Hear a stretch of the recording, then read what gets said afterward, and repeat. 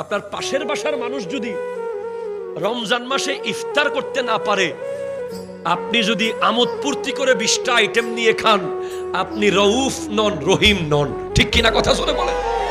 শীতকালে আপনার বাসায় বিদেশি কম্বল, আপনার প্রতিবেশীর গায়ে দেওয়ার মতো কাঁথাও নাই, থরথর থরথর সারা রাত কাঁপতেছে, আপনার মধ্যে পরিপূর্ণ ইসলাম এখনো আসতে পারে নাই। আমার নবীর এই দুইটা গুণ আপনি নিয়ে নেন, রউফ এবং রহিম।